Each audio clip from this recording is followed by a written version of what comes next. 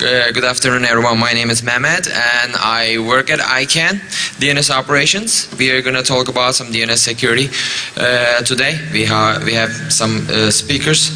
As I said, my name is Mehmet. I work for ICANN. Dr. Richard Lamb works at ICANN as well. And we have Sandy from Nominum. We have Ken Silva of VeriSign. And we have Dan Kaminsky from Recursion Ventures. Did I say that right? All right. So I'm going to actually have Dr. Richard Lamb of ICANN start and talk a little bit about DNSSEC and this recent happenings. Please. Okay, that works. Good. Hi, as Mehmet said, I'm Rick Lamb. I'm the program manager for DNSSEC at ICANN. And well, first of all, I was told that this white shirt is just completely wrong, so I need to get rid of the white shirt. Yeah. I did have a suit. I was going to wear that at first, but I think actually if the camera can zoom to show what he's wearing, it's the DS record for the DNSSEC root. That's the hash for the root key. That's for the sign root as of July 15 live. Anyway, well, back to the formal program. So you know, ICANN. I don't know if you guys know what ICANN does, but ICANN is involved in coordinating the unique identifiers of the internet. You know, make sure people don't pick the same domain name, the same IP address, stuff like that.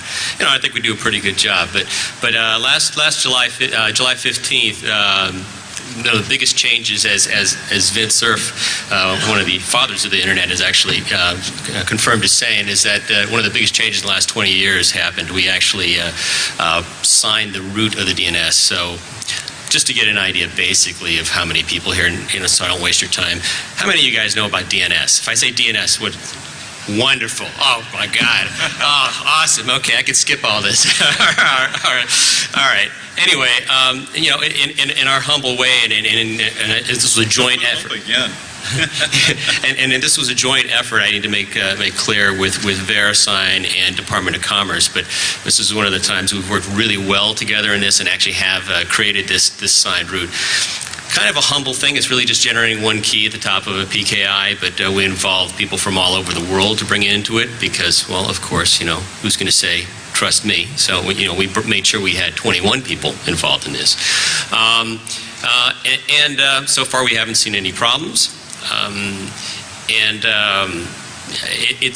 It's one of the things that's hard to convey about this humble event is that this has opened the door to a whole range of other applications and other things that people can do, because now we have this single source of trust. Time will only tell if it really is a single source of trust, if people start building their applications on it.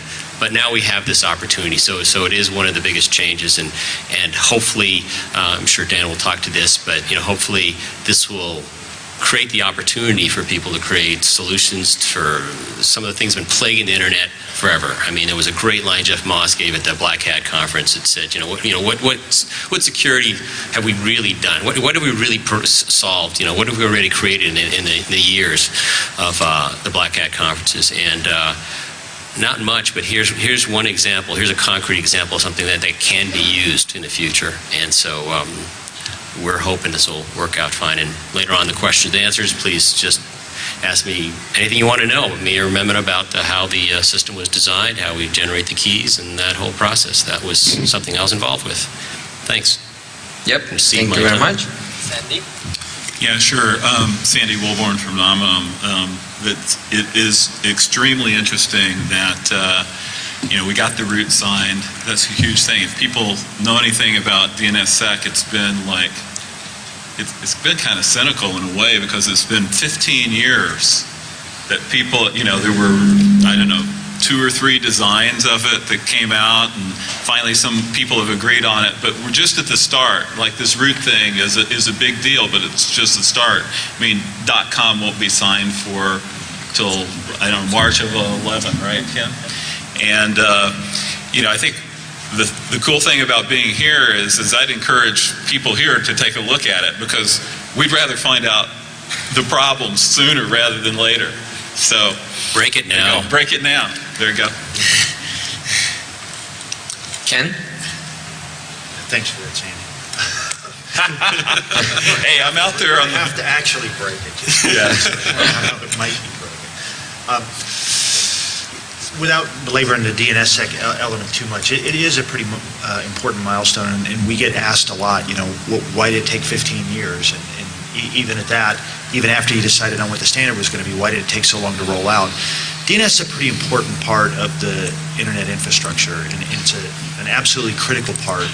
And I don't think anyone who was involved wanted to just sort of roll things out without understanding the impact that it would have on various pieces of network hardware. Throughout the years, network vendors, security vendors, firewall vendors, et cetera, have tried to add value to DNS packets as they come through the network. Load balancers, those sorts of things. That if something was on port 53 and it was purported to be DNS, then it could only be 512 bytes long, and that has changed. So we spent a lot of time really working with ISPs and working with various vendors, hardware and software vendors, to make sure that the subtle little things that in home routers and consumer routers, et cetera, didn't try to block those elements. Now, all of the pieces of DNSSEC are not actually in place yet. While we've signed the root, and many top-level domains are beginning to sign there's still much more work to do, and Dan has done some work in this area. There still isn't a good way for the end user to actually see the benefits of DNSSEC just yet, because all of the bells and whistles haven't been fully deployed down at the client level. So as those start to change and those start to become more visible to the consumer and to the end user, I think you'll see the benefits of DNSSEC really start to take off, and adoption will begin to take off. We don't expect every name in the com zone or the net zone or any zone for all that matter to be signed, or every delegation to be signed. But we do expect that as the tools become more prevalent and as it becomes easier and easier to adopt, that people will adopt it as a normal course of events. Now that may take another 10 years, or it may take 10 months for all we know, but we hope that it adopts quickly. We hope that the client-side tools begin to take off, and that DNS becomes an integral part of the infrastructure for not just passing domain name information and IP addresses, but for also passing other things, because now we have an infrastructure that is a trusted infrastructure from the top to the bottom. Is it going to solve all of the problems around the DNS system? Absolutely not. And in fact, in some ways, it may actually create some interesting things from an infrastructure standpoint. But there are many other elements other than just the resolution of DNS, which are part of the DNS system. And while the last 2 years, I think we've focused a lot of attention on talking about the resolution piece, or the DNS servers themselves, the other elements still need some work, and that is the registration process, for example. You can make a change and then wind up signing that change. Someone could maliciously make a change and then sign that change and then push that out. And then we would have a bigger problem, because we actually trust that. With over 1,000 registrars that are registering .com domain names, there are a lot of points of failure there where the system could be compromised, and we're going to spend probably the next 2 years focusing on how we can tighten that down with multi-factor authentication and some things that we could do to help protect against social engineering. So, okay, so sorry about that. So now that you didn't hear a single thing I said, I'm finished, and I'll hand it over to Dan. Dan? Man, I think I really understood what I was getting myself into. I'm Dan Kaminsky. If you don't know me, I've been speaking here at Defcon for quite some time. I'm Chief Scientist at Recursion Ventures. And about 18 months ago, I think I was like most engineers when I looked at DNSSEC as way too much work for no obvious benefits. Yeah, it turned out I was wrong. This technology is awesome. For the last 18 months, I've basically said to anyone who's asked, wait, this root signing is going to change things. Like, this really, we're so used to all these technologies coming out and people hyping them and then being, whatever. No, this one's actually pretty cool. So we're releasing a name server. We're releasing a name server, and we're releasing a bunch of code pretty effectively here to do things like, how about we deploy DNSSEC in 2 minutes? How about we get DNSSEC support in every open SSL-based application by running a single command? What if you could get the browser lock immediately in Internet Explorer, in Firefox, and Chrome based on DNSSEC, making self-signed certificates work and work securely? What if you could actually recognize email as signed and actually easily validate that signature? What if getting PGP keys was not such an utter pain? Wait a second. All of this is not just in theory. All this is not just stuff we could do. It's stuff that we're able to do today. In security, we have made a tremendous amount of promises about how we think the world could work safely. And you may have noticed, or you may not have, but a lot of the code that's been supposed to work, been supposed to be helping us defend our networks, been supposed to be helping us fulfill our promises, yeah, that stuff doesn't work in the real world. It stops scaling real fast. This DNSSEC stuff, DNS has been scaling like nothing else for 25 years. We'd be lucky to have security working that well. And it looks like we got pretty lucky. Thank you, Dan. I would like to add something quick, and then we will move on to the questions. If you have questions, please move on to the mic that's located in that direction. This is DNSSEC. Obviously is something that's been worked on by IETF, Internet Engineering Task Force, for many years. So everybody over there deserves a big applaud and big acknowledgement about the fact that they have spent many years volunteering and working on this project. And they are the ones who made this technology come to the reality. This is one of those cool things that doesn't have an Apple logo, but still very cool, I believe. So it's a really cool technology. So I would like to move on to the questions. Any questions? Yes. Okay. You're done. No, I'm glad to get questions. Is it my understanding that the signing key was split up and given to individuals so that the event of a meltdown could be reconstructed? I will have Dr. Lam explain that more clearly. That's a great question. Thank you very much for asking that. Like anything like this that's high profile, and sometimes it gets sensationalized. What is split across 7 smart cards is the encryption key that is used to encrypt the private part of the root key. That encrypted private part of the root key is in another smart card that ICANN controls and has, of course, duplicates of, and we, backup copies of in various Class 5 GSA safes, that we have. So the idea is that you need 5 of, maybe I'm getting too much detail, stop if I'm getting too much, 5 of 7, of those cards to come together, and the encrypted copy of the KSK that's sitting on a card to recreate the private key inside a crypto device, a hardware security module inside a crypto device. And this is something that's only going to happen if all 4 crypto boxes on both coasts completely obliterate themselves. And I don't know. There's a earthquake on the West Coast and a nuclear explosion.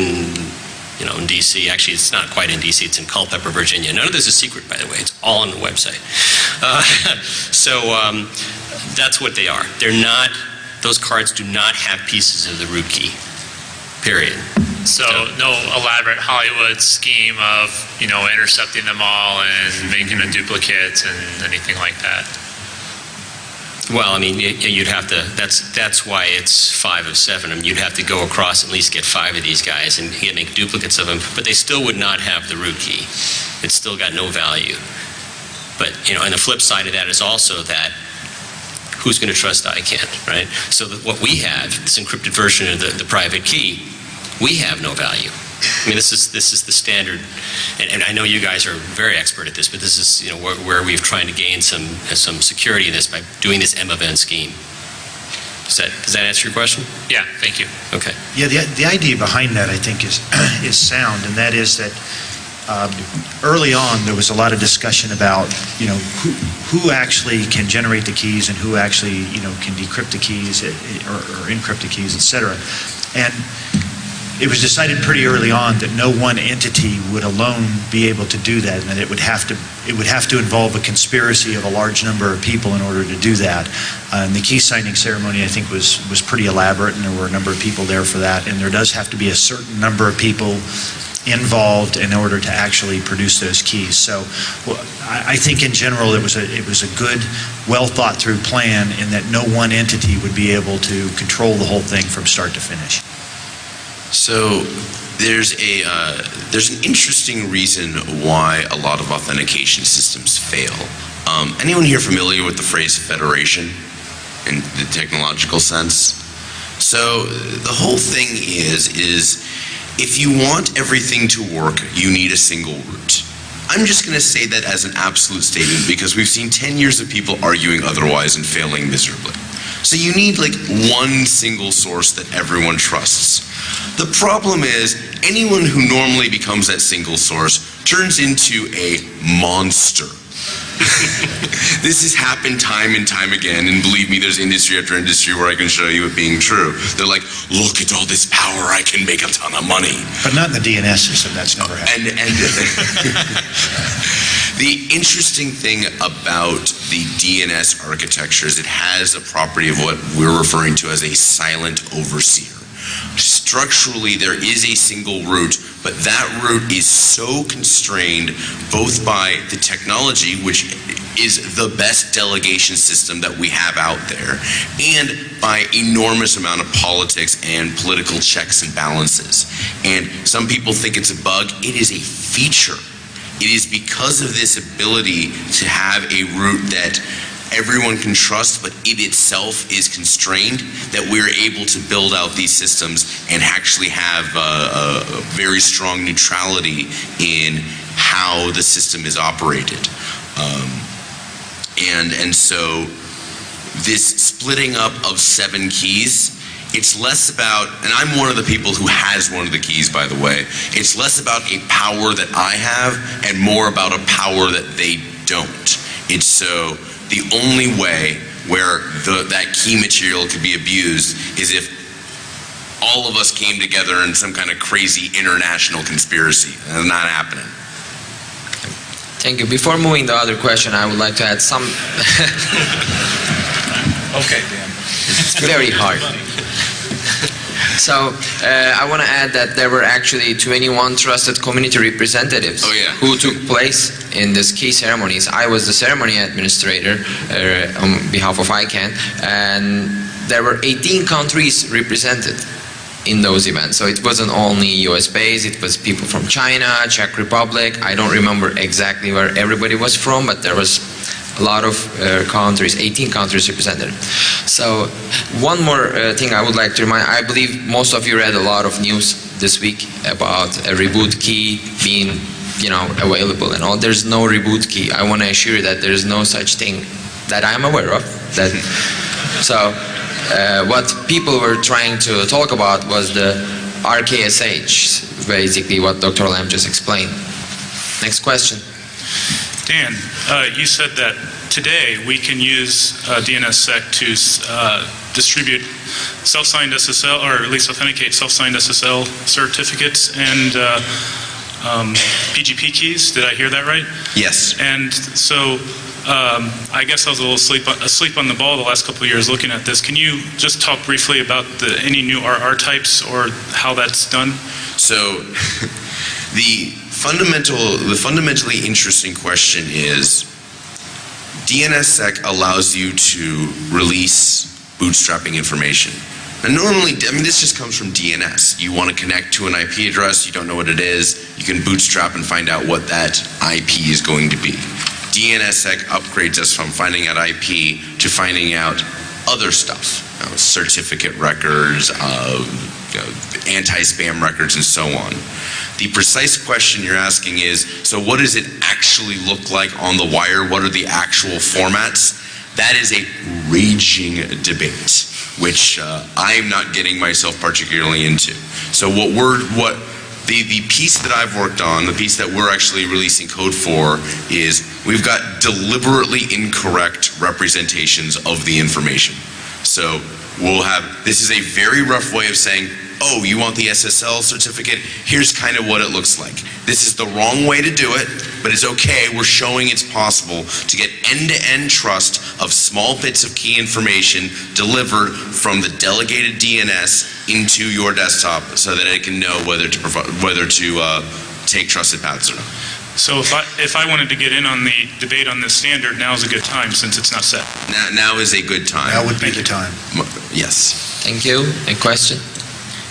Yeah, I was interested in the registration issue. I mean, when we come into basically any certificate or any signing scheme, you're really only as strong as your weakest link, and you have a lot of registrars out there. Can you talk about, and I've worked with a lot of the registrars, and quite frankly, a lot of them are really stupid. I mean, phenomenally stupid. I had a tech support call, seriously, I had a tech support call a couple months ago where I talked a guy into, with root privileges, one of your domain registrars, we'll leave the name out of it to prevent a lawsuit, but basically where I talked a guy with root privileges into running a command. He had no idea what he was doing, running a chown -r command for him with root privileges on a box. So I have to assume that the same kind of, and this isn't even social engineering, I just called up and told him, hey, I've got an account, I need you to do this for me. And he said, okay, sure, no problem. And hey, what did that do again? So I guess my question really comes down to what protections are we putting in place to prevent the dumb registrar out there from starting to sign,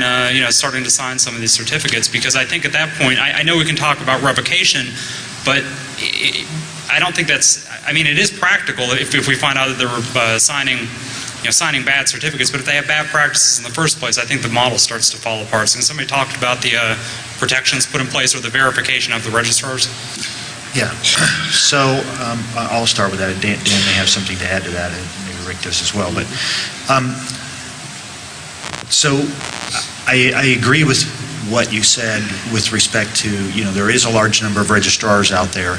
Some are better than others. The opposite extreme of that is that there are some very, very, very good ones. As a matter of fact, probably the most well-known of them are very good and have good security practices. The registration process, unfortunately, from a business model perspective, often tends to lean towards ease of registration more than anything else. So it's about volume more than it is about quality, if you will, for particularly some of the smaller ones. Now, that doesn't mean that they deliberately don't want to have good security. It just means that, in order to be competitive, it's all about, one-click sign up and moving through and adding things. As with any system, and the same applies to digital certificates as well, that there are some CAs that are better than others, and some that do very rigorous checks and some that don't. And so I think we're going to wind up in the same sort of dilemma when it comes to signed delegations, and that's going to be how good is the registrar behind that. And I think over time the reputations of the registration system will begin to come into play and become more important. Where today, literally everything is self-signed, if you will, once you get beyond, COM, let's say, or EDU or any of the other assigned top-level domains, although COM is not just yet. But then everything's pretty much self-signed, and there's the trust system is that I trust you as a brand or I trust you as a business, and so therefore I'll trust your signature. But ultimately, it may become more and more important who additionally signed that than just the fact that you signed it. So this kind of blew my mind. There is a fundamental structural reason why DNSSEC ends up having better properties with bad web. DNSSEC can deal with bad web interfaces far better than X509 can. If you have the best CA in the world and they issue you a certificate, Lens Certificate Shack down the street can also issue someone else's certificate, and their cert is just as good as your cert, even though you spent all that time, money, and energy getting the really good and strongly validated certificate. This means, unfortunately, X509 as a structure ends up being a race to the bottom. When certificates first came on the scene, everyone did strong validation, and then one guy did it a little weaker, and the next guy did it a little weaker, and the next guy did it a little weaker, and it went down pretty far. And that's just something that has to happen when everyone is able to operate in the exact same space at the same time. What's interesting about DNS, and this is fascinating because you know it was not intentional, but what's fascinating about DNS is you have this entire network of registrars, and they handle the web interface, they handle the SQL code, they handle all the stuff that has empirically in the field been what's been getting attacked. Honestly, way more than cache poisoning has been. If you have one company like a Mark Monitor or a CSC or something, and they are your registrar, these guys are massively professional operations, and they watch out for what's going on. Importantly, as long as your name is registered through a particular registrar, no other registrar can impact your name. They just don't have the ability because the actual registry, the VeriSign.com, only accepts updates from the one trusted registrar.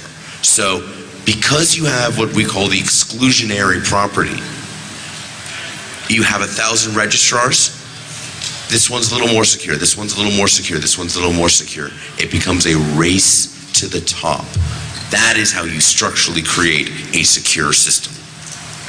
Thanks. Which is not, I believe, only going to make sure that the users are getting the best value, but also at the same time the best service. We want to be able to reward the registrars that do the work that protects users, and that is fantastic. Yep. Next question. Building on your on the exclusive property, you talked about this a bit at your Black Hat talk, Dan. If you go one level higher in the stack, it's sort of not the one machine trusting another machine, you got the name in there correctly, there's no questions, but was it a person looking at that from address in an email, looking at a website URL, not one of us, one of those other people, there's a lot of attacks. I'd say if you look at technologies like SPF, the reason why SPF doesn't block all spam is not due to rampant DNS cache poisoning. It's because people say, oh, bank-secure.com, I go to the bank, so that must be my bank. Are there specific, I think, we talk about EV certs, brand protection companies sort of going out, taking out these sites. Are there specific proposals, are there specific standards for getting EV cert technology into DNSSEC? Are there ways you can do this in a really secure way where it's not just going to be more whack-a-mole going out looking for all these cousin domains, IDN name spoofing, all of that kind of stuff? So a lot of people think now with DNSSEC we don't need the certificate authorities, and it's not true. DNSSEC protects domains. The certificate authorities identify brands. Domains and brands are not the same thing. With DNSSEC, we can say the only certificate in the world that is valid for this domain is the one with this particular hash. Now, if it turns out that that particular certificate is an EV certificate, what we now have is a combination of two good things. We have extended validation identifying the brand of the website, and we have DNSSEC making sure no other CA, no other certificate, no other code can actually interfere with that one extended validation cert. Last year, Mike Zussman and Alexander Sotorov actually demonstrated tremendous attacks against extended validation sites if you could do something as simple as getting a non-extended validation certificate for the same name. DNSSEC stops that. Extended validation is interesting technology. Right now it's in the browser.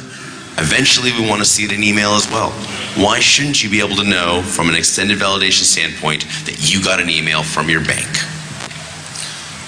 Yeah, I think what's incumbent upon the people in the industry that sort of create the processes and create the security mechanisms, no matter what part of the infrastructure it is, I think we have to realize that if it's too hard for most people to implement, they will find an easier way or something easier to implement that is less secure.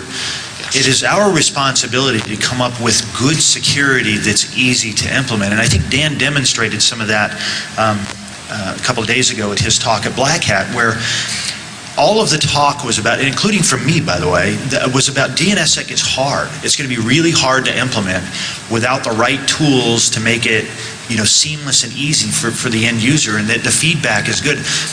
because I can tell you that if the end user has to go look up which registrar registered this name and all this, it's never going to happen. It's never going to happen at all. And the real estate in a browser is so expensive. The little padlock was hard enough to get in there, right? And turning the bar green was that was a lot of pixels that we got. But I think that it has been a mistake that people who've been involved in computer security have made from the very beginning, and that perfect has always stood in the way of good. And a lot of good technologies were never implemented, or never good ideas were never achieved because it was just too doggone hard to do.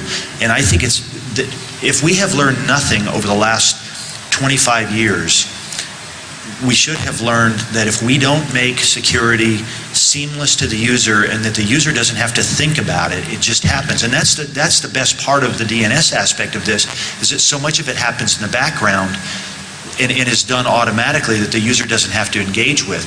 And I think we need to build on that and do as much as we can around securing the infrastructure and securing the transactions that the user never has to interact with. They just know when it's not working, and it's going to work, and it's going to work well most of the time. And that's where the challenge, I think, to the industry is, we've got a lot look, crypto algorithms are good and easy to come up with, but I tell you, if you ask every user to start generating keys and stuff like that to do SSL transactions, it would never have happened. We'd still be, usernames and passwords are at least 15 years out of date, okay, 10 for sure, but somehow end users have never wanted to adopt a tougher technology because we haven't made it easy enough for them to do that. Anybody else wants to answer this? We are Genie's out of the bottle. Let's do it. Let's build it. That's great. Yeah. Perfect. We certainly are looking forward to demo versions of dense software. Very exciting. Next question. So the root key is obviously physically protected.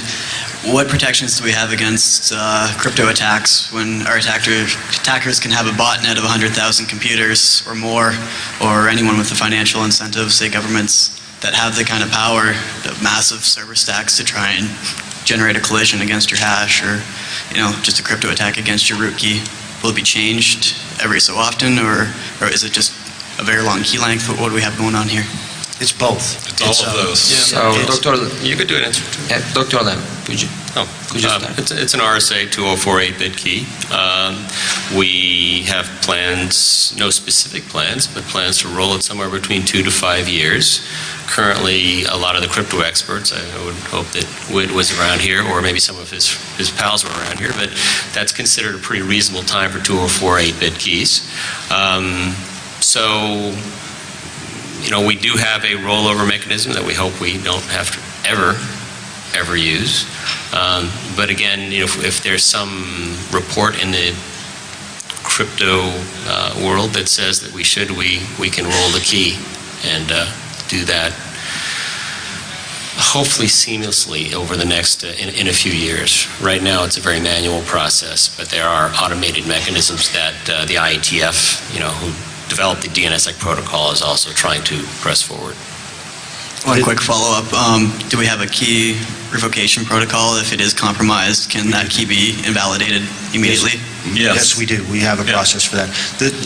There was a fair amount of discussion about what key sizes would be used based on what devices and what compute horsepower would be available to the systems that we're querying it. So the key length is sufficiently strong to survive good attacks, and thus far that key length has not been cracked. But we expect people will try. We fully expect that they will try, and that's why we've used tried and true algorithms, which have been under attack for a number of years. Specifically, we use the latest hashing algorithms so that those are sufficiently secure today. But there is a protocol in place that should the key ever become compromised, that there is a process in place for revoking it and replacing that key. Thank you. Maybe he wants to speak. Yes? Well, I think it's not only the root key that is in that situation, it's the keys for everybody. I mean, there are established rollover scenarios, and there's also established protocol or at least conventions for trying to minimize the amount of communication that you have with your parent zones in order to update the signatures on your individual records. Say that if people are coming after you, and for example, you wanted to use a shorter key length. So. Just as a note, in X509 we talk about revocation. We think we have revocation. You look at everything that's supposed to implement revocation, and it always turns it off because the performance is terrible. In DNSSEC, you're looking stuff up anyway. That's kind of the point. Here's the deal. In X509, no one wants to say my website goes down if VeriSign servers go down. Sorry, but that's the truth. And so we end up with everything turns off revocation checking, except for EV where it's contractually obligated. In DNSSEC, if your named server goes down in your operations center, you know what, that's on you. You're kind of okay with your web server going down too. And so we have this really interesting situation where in DNSSEC, you can have revocation. You actually kind of get it for free because you're always refreshing your key material. And so revocation becomes as simple as the next time you refresh your key material, there's a new key there. It's effectively for free. Well, I don't know that I agree that everything turns off revocation. I mean, we're getting currently 2 billion revocation checks a day just for our certificate. So I think that's a pretty substantial number. But I don't disagree that some systems do turn it off because it does hurt the performance. At the point where there's 2 billion, okay, not everything turns it off. That is correct. One follow-up just to that last question. I mean, would you like to sure, address please, it? go ahead. Is that there are actually two keys in DNSSEC. There's this top root key, that's 204-8-bit. That signs another 1024-bit key that gets rolled 4 times a year. So that gets changed very frequently. Just thought I'd throw that in there. Next question, please. Now that you've fixed DNS, what's the next fundamental part of the internet that you're going to fix? Netware. BGP. BGP is next on my list. Since we are running out of IP spaces, perhaps we will fix the IPv6. Not that we will fix, but we will all move on to IPv6, I guess. Well, there's also the whole routing structure. I mean, all we've done... Securing routing. Right. I mean, all we've done is, taken this one small little phone book part here and trying to secure that. I mean, there's this whole set of IP addresses and routing tables, and that's something called RPKI, and there are a number of people working on it. There are always some policy issues with things like this.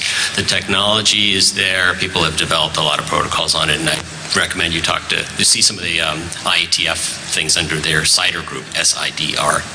But I think with the routing infrastructure and BGP in particular, it presents an interesting challenge because the entire internet has relied upon that infrastructure operating in exactly the way that it operates today.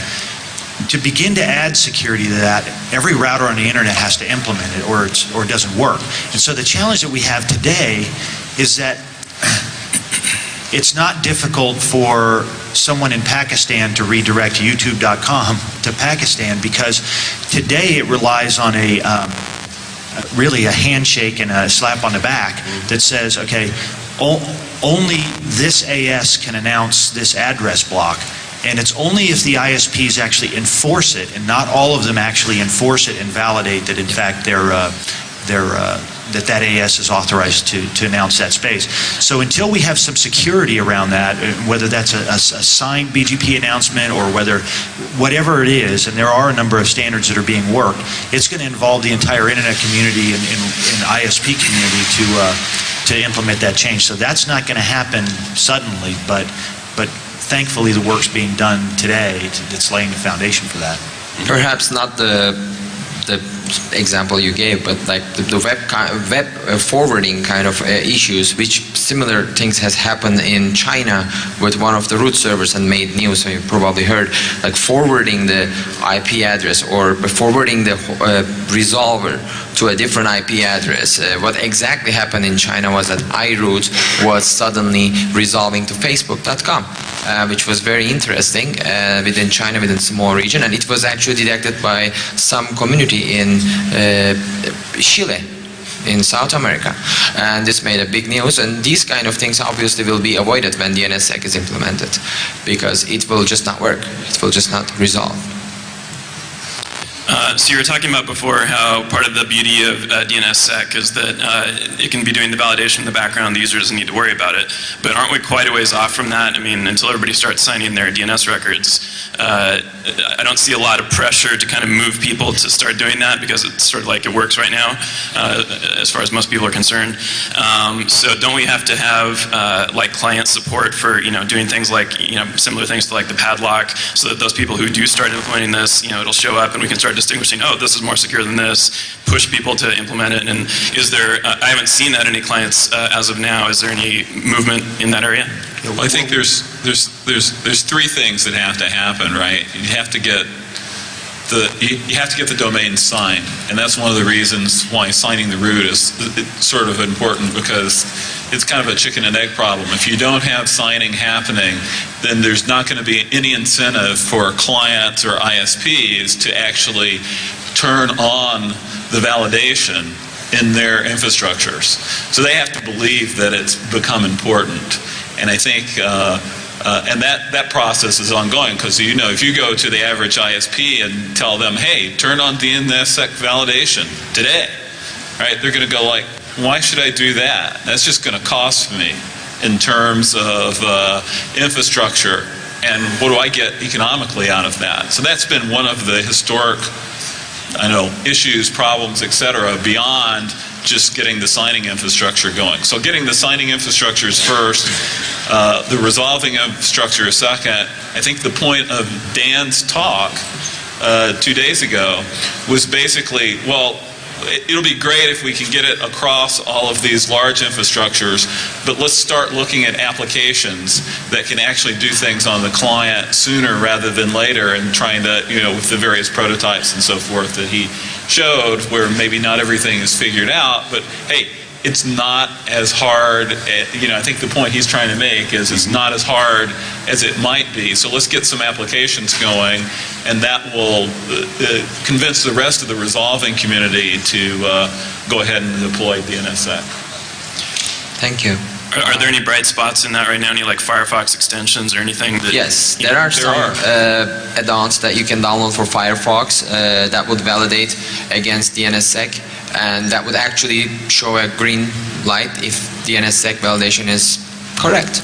And does that require your DNS infrastructure to be handling that, or is that handled from the plugin? Well, obviously. End or go home. What's that? End-to-end secure, or you're not doing enough. That is the bar that we have as a community, and though DNSSEC has a lot of support for looking at your resolver, making sure the resolver has it, there's tremendous value to DNS resolution itself, making sure the resolvers are not cache poisoned. That's what the technology was originally designed to do. What we deployed 2 years ago was a Band-Aid, and correct cryptographic data for just normal records. DNSSEC fixes that. But it's a steamroller for a bug. The value comes from being able to get all these certificates for recognizing websites, for recognizing emails, for being able to log into SSH servers. This is where this stuff gets particularly valuable.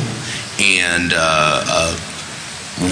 seriously, we're going to show just how easy it is to patch DNSSEC support into applications. At the end of the day, I probably spent 10 times as much time making the rest of the app realize it can actually trust DNS than actually doing any sort of hard DNS work.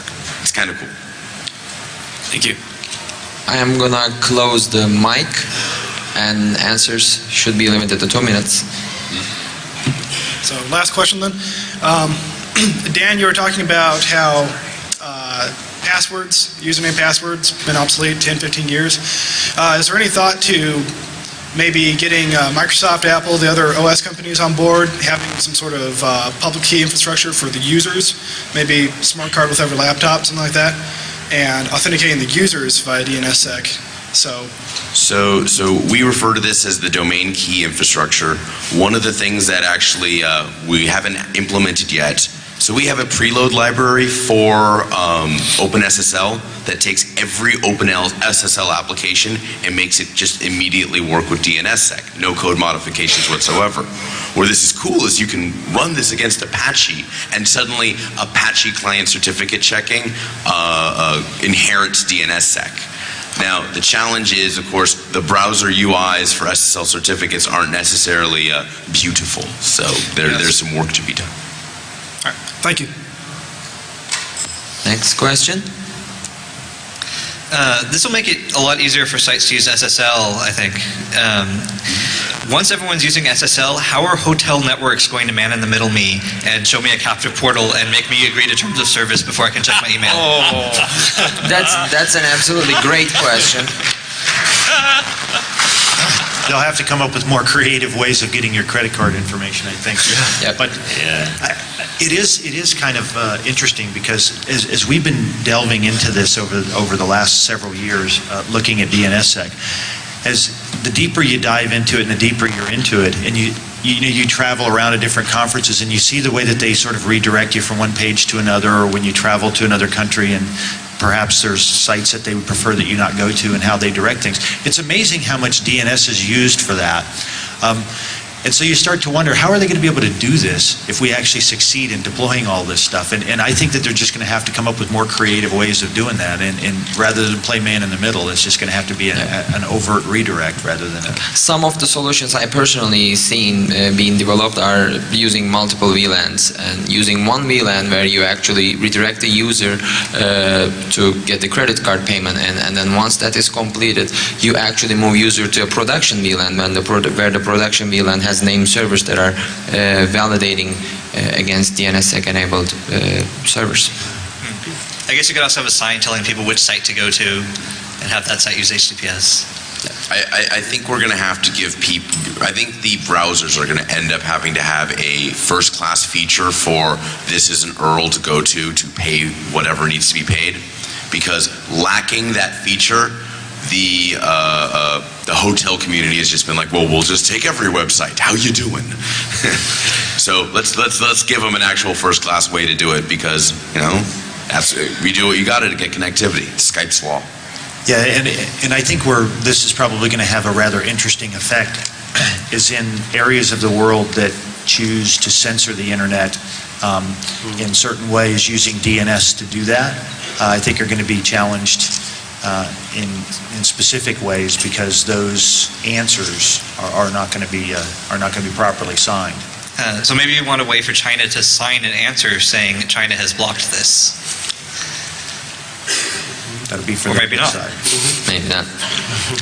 Next question. If you guys have more questions, we will be in the track 1, I guess. Track 1 Q&A room. I forget the room number, but it's 111. Apologies, thanks for reminding that. We will be able to receive more questions if you have any more questions, and we would like to get into more details of some subjects. Call me a DNS noob, but what are we actually signing? The DNS server itself or the IP address? And the man in the middle attack. You're sending the hash over the wire. What makes a hacked router send the same hash with a different IP address? So, Dr. Lam, would you like to?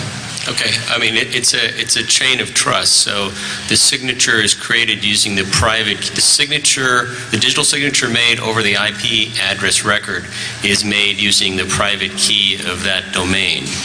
So if you change the IP address, there's no way you're going to be able to validate that signature with the public half of the key associated with that domain name. I mean, I'm happy to work this out with you, but that's how you, if someone changed the IP address and gave you the same hash, well, it's not going to work. They'd have to recompute the hash, and the only way to recompute the hash would be to have that private key, which no one has except that domain name owner. Yeah, it's going to be interesting to see when you have DNS hosting companies, like GoDaddy, that generate, a lot of DNS and a lot of IPs. How are they going to handle that when you're changing an IP, once an hour or something like that, or DNS failover, and there's other and miscellaneous content issues. delivery networks, for example, right? That are continually changing these IP addresses. I think that's something that Dan has an example piece of software for as well. But you can just do signatures on the fly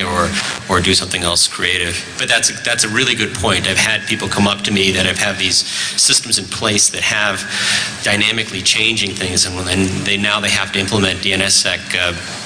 Government agencies, for example, large government agencies, and they desperately are looking for solutions that would allow them to, make I think that's going to be a big Yes. problem, is changing IPs. Thank you. If you guys have more questions, we'll be in room 111. I would like to thank everyone for attending, and thank you very much for coming. We will see you in next NAPCon.